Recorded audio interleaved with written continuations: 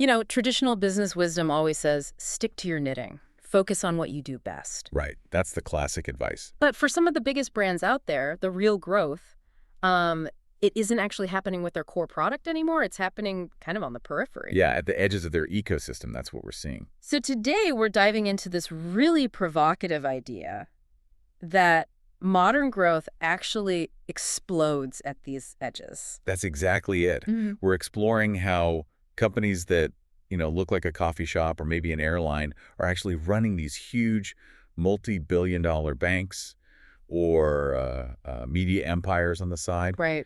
Our source material points to this massive shift. It's about stepping beyond just the familiar core offering. So looking at the whole picture. Yes, the entire customer relationship, the data they have, the loyalty they've built, even their physical spaces, seeing all of that as a platform you can build on. Okay, so our mission today for you, the listener, is really to explore these strategic extensions, these kind of bold moves that seem to compound brand equity, monetize assets you didn't even know were assets, and create these new flywheels for growth, turning adjacency into acceleration, basically. And that requires fundamentally reimagining what your core business truly means. Yeah. The sources we looked at show this transformation isn't some distraction. Yeah. No, it's a disciplined, really strategic move. It's about using the digital infrastructure they already have, plus their own proprietary data, to unlock genuinely profitable new ventures. Okay, let's unpack that. I think we should start with maybe the most surprising example in our sources, the coffee chain that acts like a bank.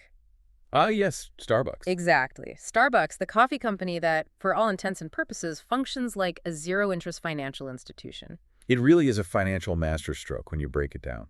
They've successfully paired that emotional connection people have, the loyalty to the brand, with their digital infrastructure. The app, the cards. Exactly. And that translates directly into financial capital. You have billions, literally billions, stored on gift cards and in digital accounts.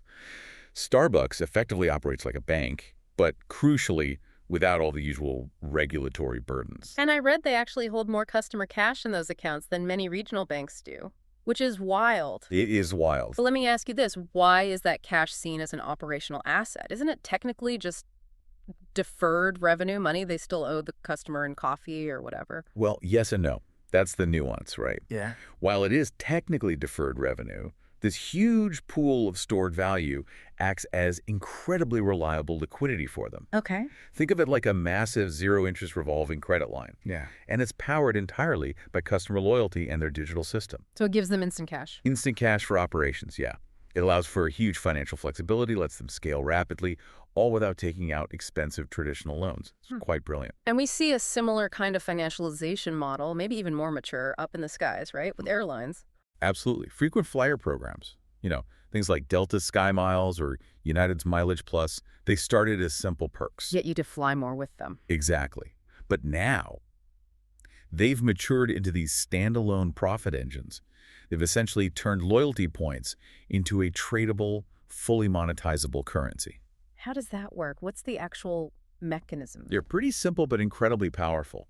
The airline sells miles, which are essentially a guaranteed future liability for them, a future seat. They sell these miles in bulk to partners, especially credit card companies. Okay. This generates these really predictable, very high-margin revenue streams. And crucially, this revenue is completely decoupled from the, incredibly volatile and capital-intensive business of actually flying planes. That decoupling is key. And what I found fascinating, especially looking back a few years, is how this model proved its real intrinsic value during crises. Oh, definitely. During the pandemic, right? Yeah. These loyalty programs were actually used as crucial collateral to secure massive government loans and other financing. And in some valuations, the loyalty program itself was valued higher than the entire airline operation. Think about that. It's incredible. Loyalty stopped being just a marketing metric and became a hard, bankable asset on the balance sheet. So if that first segment was all about monetizing, let's say, stored customer loyalty in their cash, let's pivot now to maybe the next most valuable asset these companies realized they owned, our attention. Ah, yes. And this brings us to the sort of quiet revolution of retail media networks, RMNs. Exactly. We used to think of retailers, your Walmarts, Targets, Krogers, as just places to buy stuff, right? Physical shelves, maybe an online store. It's pretty straightforward. But now, yeah, they are transforming into incredibly powerful media platforms. Through these RMNs, they're shifting retail from just a one-sided product transaction, Buy toothpaste, go home. right, into a two-sided marketplace. They're selling products, yes, but they're also selling access to shopper attention. And how do they do that? What's the engine driving it? The primary mechanism is monetizing their proprietary first-party shopper data. That's the gold. Data nobody else has. Precisely. They then offer brands the chance to buy hyper-targeted ad inventory right across their digital storefronts. Think the search bar on the website, sponsored product listings, ads during the checkout process. So we're talking about huge operations like Walmart Connect or Kroger's data science arm, 84.51 degrees, which, fun fact, I learned is named after the longitude of their Cincinnati headquarters. Ah, is that right?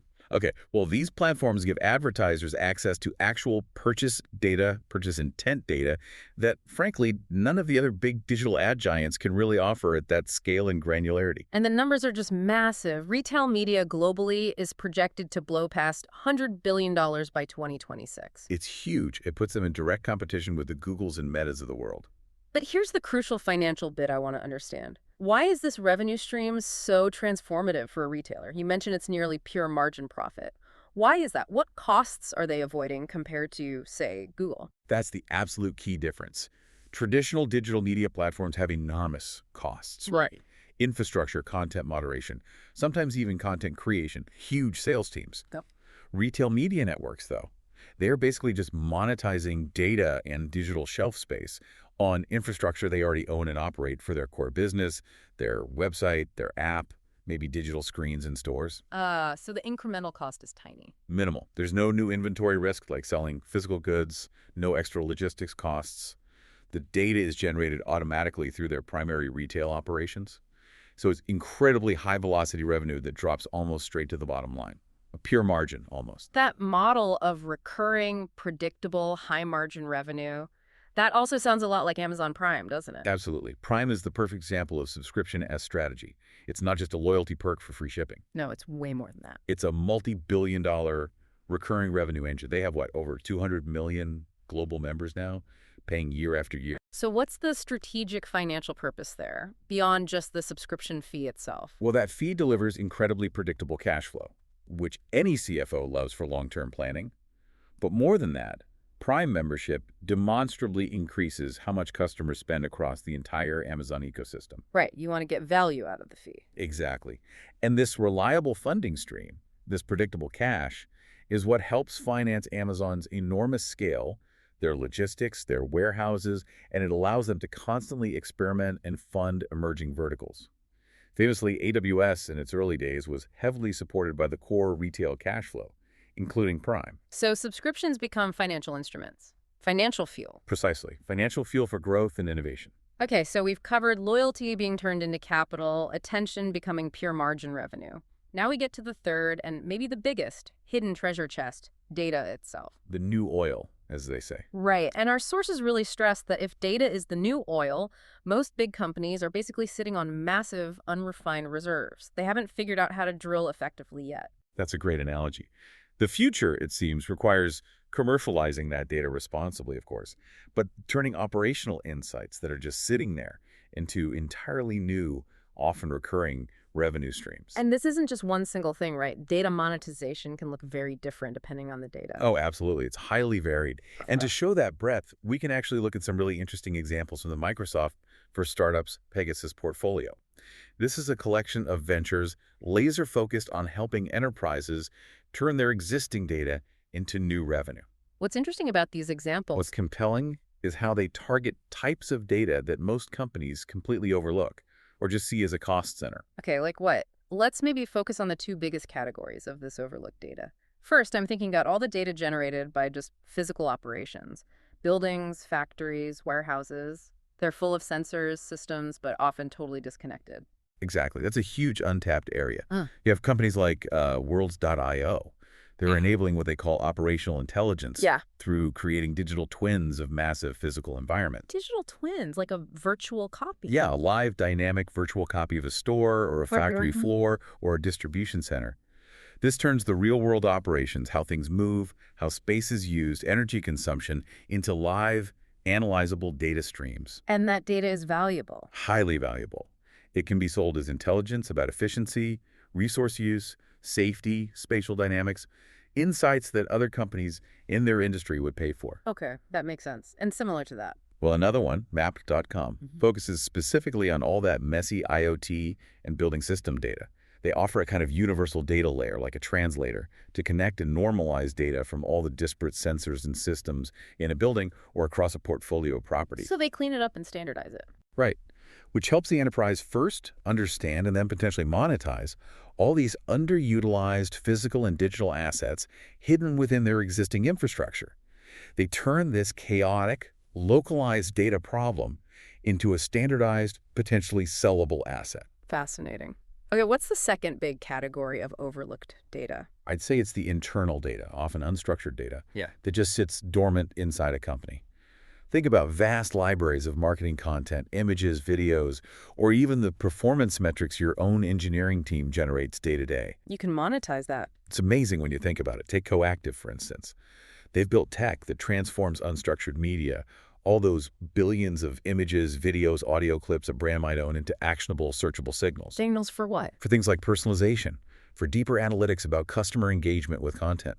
Suddenly, your huge content library, which maybe you saw it as just a stat cost center, a storage problem, it could be monetized.